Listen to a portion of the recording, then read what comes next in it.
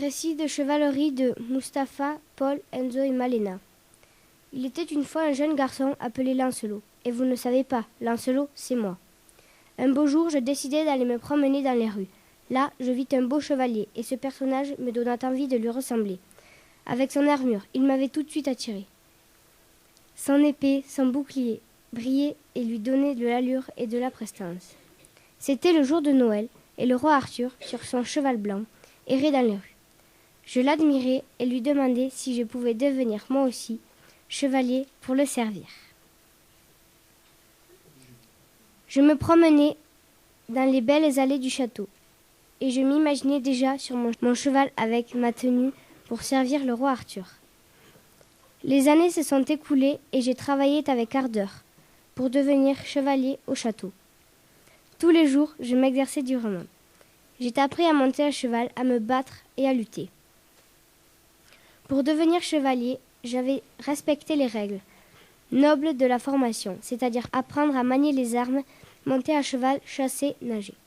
Devenu page puis écuyer, j'allais devenir chevalier. Le grand jour approcha.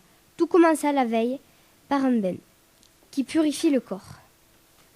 Puis je revêtus la tunique blanche, signe de pureté. Je fis le jeûne et je passai la nuit à prier dans la chapelle, à aider mes parrains. Au matin, je confessais mes péchés. J'assistais à la messe, au sermon et à la communion.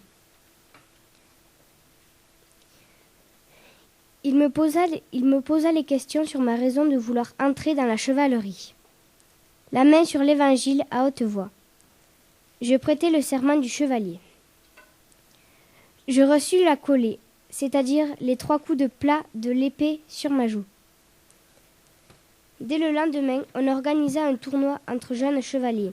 Le tournoi avait lieu dans une arène, près du château.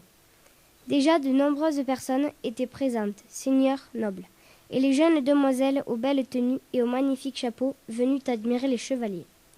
Le combat commença. On se plaça. Les immobiles, face à face, sur nos chevaux, armes en main, épée et bouclier en place. Les regards déterminés. Les chevaux s'élançaient à vive vitesse. Je pointais mon épée droite vers Yvain. Je portais le premier coup. D'un seul coup, d'un geste rapide et précis, je frappai mon adversaire d'une telle force qu'il tomba à terre. Son épée vola loin en éclats à plusieurs mètres du combat. Abasourdi, le chevalier Yvain, couché sur l'herbe, inclina sa tête. Des applaudissements retentissaient de la foule.